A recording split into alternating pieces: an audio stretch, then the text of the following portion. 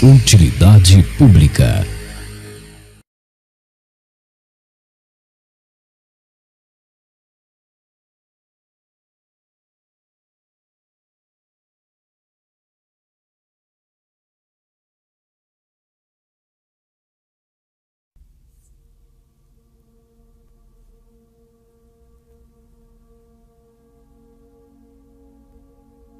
Não quero, neste ensaio, falar mal ou demonizar o historiador João Pedro Rangel Diniz e seu trabalho no projeto Operação Barbarussa, que está presente em diversas redes sociais.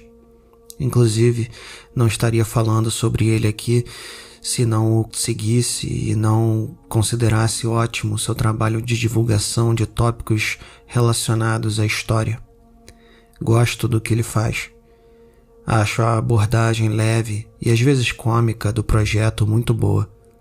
Inclusive, antes de começar a falar sobre o vídeo que me inspirou a escrever este texto, recomendo o vídeo do Operação Barbarussa, em que ele, de forma tranquila e descontraída, descasca completamente a palhaçada pseudo-histórica de que a civilização suméria tinha ligação com extraterrestres chamados Anunnaki, que teriam vindo de Nibiru, um suposto planeta desconhecido do Sistema Solar.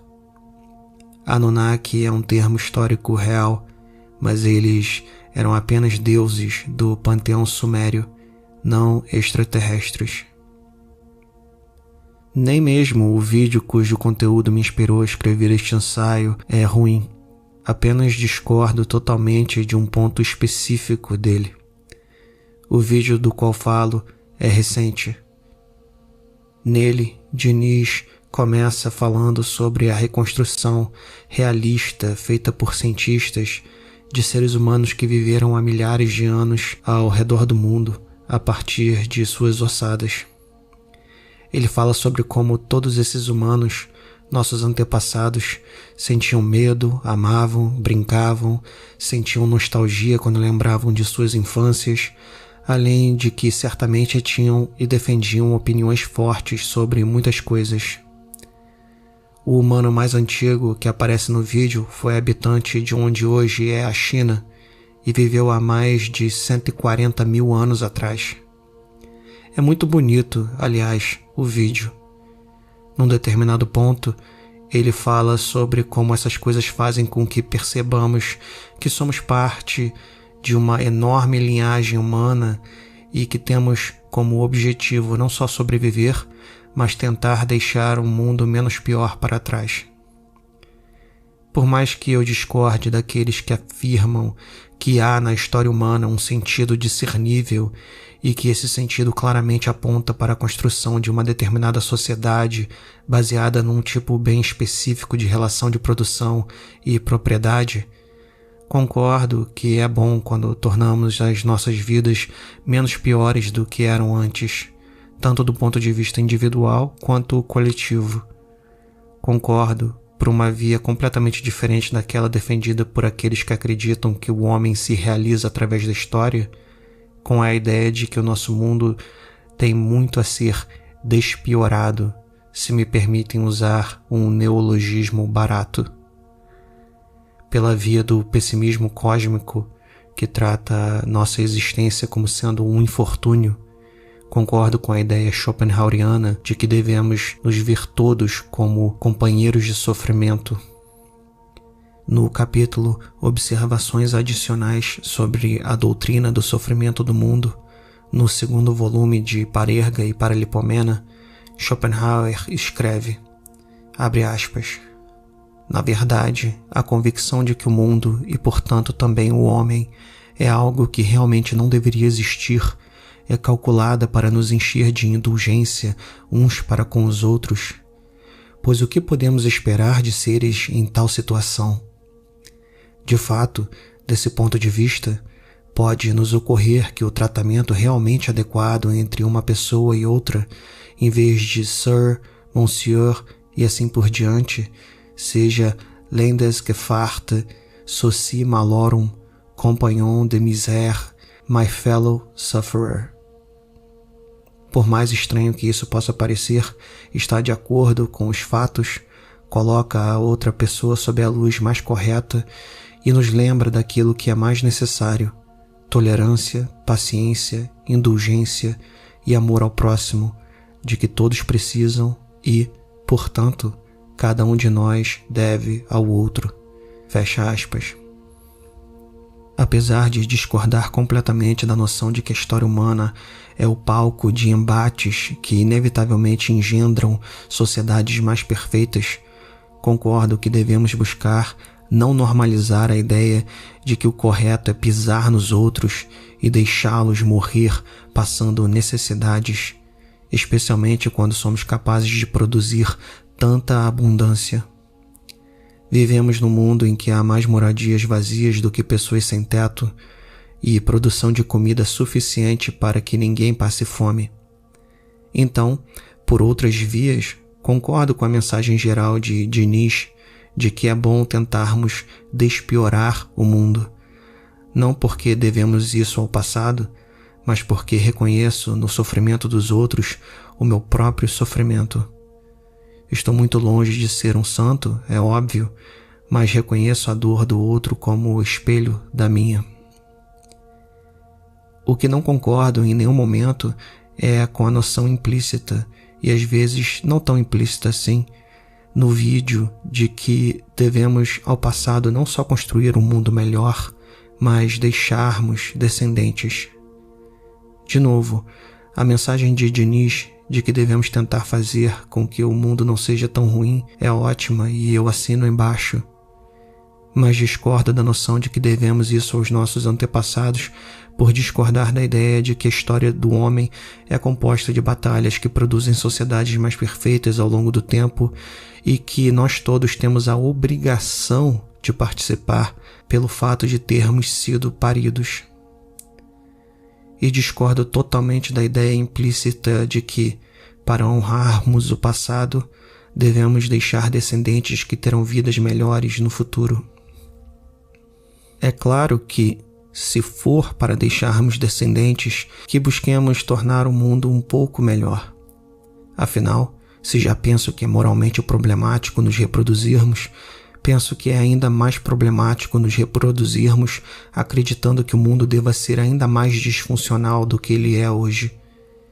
Mas, dito isso, não penso que devamos nos reproduzir, muito menos para honrar o passado, independentemente se acreditamos que estamos honrando a luta por um mundo melhor e mais harmônico dos nossos antepassados, ou se estamos honrando a raça, ou etnia, ou nacionalidade, ou qualquer outra porcaria tribal deles. Eu sinto muito que meus avós passaram o pão que o diabo amassou com pobreza. Sinto muito que alguns deles fugiram de opressão política, ditadura e guerra civil, inclusive. Eles podem até não concordar comigo, mas, ao meu ver, penso que eu os honro muito mais não cometendo o erro que eles cometeram ao terem filhos. Será que não foram capazes de enxergar que, assim como eles, seus descendentes também estariam expostos a toda sorte de desgraça em suas vidas? Acho que não. A vontade de vida é implacável e cega as pessoas. E mesmo se pensaram nisso, mesmo se até concordaram que estariam condenando as gerações futuras ao sofrimento e morte, não conseguiram deixar de afirmar a vontade de vida que habitava dentro deles. E agora estou aqui, eu e mais vários descendentes, entre irmãos e primos de tudo quanto é grau, a maioria deles, inclusive, se reproduzindo. Não concordo que honro as agruras pelas quais meus antepassados passaram, engendrando novas consciências humanas que estarão expostas aos atritos da vida. Pouco importa se esses atritos são excepcionais ou se eles são os atritos considerados normais por todo mundo que tem filhos, atritos que eles parecem não se importar de expor seus descendentes. Ainda que tivesse filhos, teria que os ter tendo plena consciência de que eu estaria condenando eles a uma existência que é repleta de dores, surpresas ruins e cuja única certeza é a morte de todos. Por mais que eles pudessem ser ignorantes e acreditassem amar de paixão a pena a qual foram submetidos por mim, continuaria sendo um fato que eu estaria condenando-os à vida. Como escreve Schopenhauer na mesma obra citada anteriormente, abre aspas, para o homem que sabe, as crianças podem, às vezes, parecer delinquentes inocentes que estão condenados não à morte, é verdade, mas à vida, e ainda não compreenderam o significado da sentença. Fecha aspas. Por essa razão, assim como Brás Cubas no romance de Machado de Assis, creio que o melhor é poder dizer o seguinte ao final de uma vida. Abre aspas. Não tive filhos, não transmiti a nenhuma criatura o legado da nossa miséria. Fecha aspas. O mesmo sentimento é expressado por Cioran em seus cadernos de 1957 a 1972, publicados póstumamente após a morte de sua companheira de vida, Simone Bouet. Esses escritos foram achados no apartamento que eles dividiram durante décadas em Paris, após a morte de Bouet, que ocorreu 2 anos após a morte do próprio Cioran. Neles, Cioran escreve o seguinte sobre criar novas consciências através da reprodução. Abre aspas. Com aquilo que sei, com aquilo que sinto, eu não poderia ter dado a vida a alguém sem cair em total contradição comigo mesmo, sem ser intelectualmente desonesto e sem cometer um crime moral. Fecha aspas. A ideia da recusa da reprodução como forma de rompimento do ciclo de nascimento e morte, um ciclo recheado de sofrimentos, não é nova. É algo que abordo em vários dos meus textos. Ela está presente na filosofia antiga, na tragédia grega e em algumas religiões milenares, mais especificamente no brahmanismo, no budismo, jainismo e também no cristianismo. Sobre esse ponto, acho importante lembrar que concordo com Schopenhauer quando ele afirma que a mais importante forma de classificar as diferentes religiões é quanto ao fato de suas doutrinas serem otimistas, isto é, afirmadoras do mundo, da vida e da existência sensível, ou pessimistas, isto é, rejeitadoras do mundo, vida e existência sensível. Em O Mundo como Vontade e como Representação, ele escreve, abre aspas, eu não posso, como geralmente é feito, estabelecer a diferença fundamental entre todas as religiões pelo fato de serem ou monoteístas, politeístas, panteístas ou ateístas, mas apenas pelo fato de serem otimistas ou pessimistas, isto é, se expõem à existência deste mundo como justificada por si mesma, portanto a louvam e celebram, ou a consideram como algo que só pode ser concebido como a sequência da nossa culpa e, por conseguinte, em verdade não deveria ser, na medida em que reconhecem que dor e morte não podem jazer na ordem eterna, originária e imutável das coisas, não podem jazer naquilo que deve ser em todos os sentidos. Fecha aspas. Nada disso significa que há para Schopenhauer ou para mim qualquer necessidade de verdade nas asserções metafísicas e doutrinárias feitas por nenhuma dessas religiões. Elas expressam verdades filosóficas através da doutrina da fé, ou seja, são ornamentadas com mitos e histórias que, francamente, não são reais num sentido histórico e científico. Como Hari Singh Gur escreveu em O Espírito do Budismo, abre aspas, o Buda declarou suas proposições no estilo pedante de sua era. Ele as joga na forma de sorites, mas, como tais, elas são logicamente imperfeitas, e tudo o que ele deseja comunicar é o seguinte: alheios ao sofrimento ao qual a vida é submetida, o homem gera crianças e, portanto, a causa da velhice e da morte. Se ele apenas entendesse o sofrimento que adicionaria por seu ato, ele desistiria da procriação de crianças e então encerraria a operação da velhice e da morte. Fecha aspas. Não é a primeira vez que trago o quão antiga é a filosofia antinatalista nos meus escritos, e nem será a última. É antiga, muito embora o termo antinatalismo seja deste século. Não é nem a primeira vez que trago as citações que uso aqui, mas penso que seja uma das primeiras vezes, se não a primeira vez, que o foco da coisa é a questão de que teríamos dever de deixar descendentes. Não temos dever nenhum de ter filhos, netos, etc. Zero.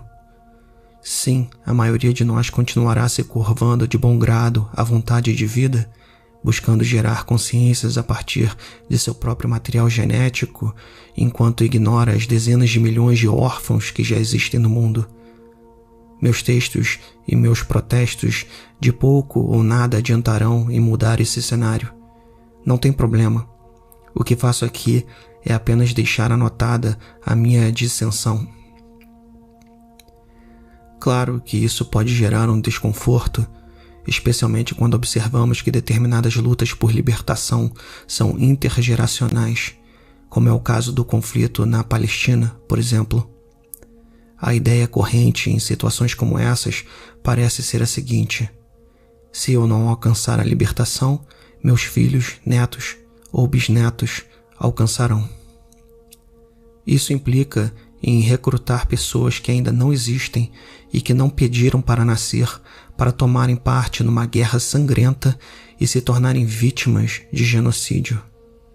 Mas, como afirmou um amigo meu durante uma conversa há alguns anos atrás, apesar de parecer que os oprimidos estariam dando a vitória aos opressores caso eles deixassem de se reproduzir, a realidade é a oposta. A vitória estaria com eles, pois eles estariam abrindo mão de uma existência maléfica, enquanto seus opressores, burros e movidos a mitologias otimistas e afirmadoras da vida, continuariam se multiplicando e sofrendo ao longo das gerações.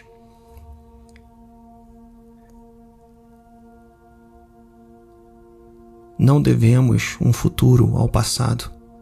Parece brincadeira, meme de internet, mas é verdade. Não devemos dar aos nossos ancestrais, a maioria esmagadora dos quais nem existem mais, a ilusão de continuidade através da perpetuação de nossos genes. Há um gigantesco preço que o universo, tal como ele é, cobra da sensibilidade. Há um preço ainda mais alto a ser pago quando a sensibilidade é extrapolada ao ponto de adquirir consciência profunda. Consciências, essas coisas cheias de sonho, aspirações, dúvidas, desejos e o escambau, elevam o horror da sensibilidade à enésima potência. Enquanto o animal sofre pelo presente, o único tempo no qual ele habita, o humano sofre pelo presente, pelo passado e pelo futuro.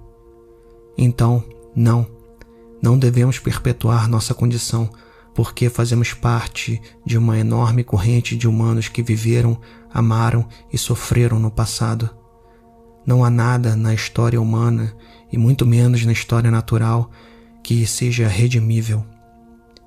Ela é um banho de sangue repleto de angústias, pontuada por momentos ilusórios de beleza e alegria.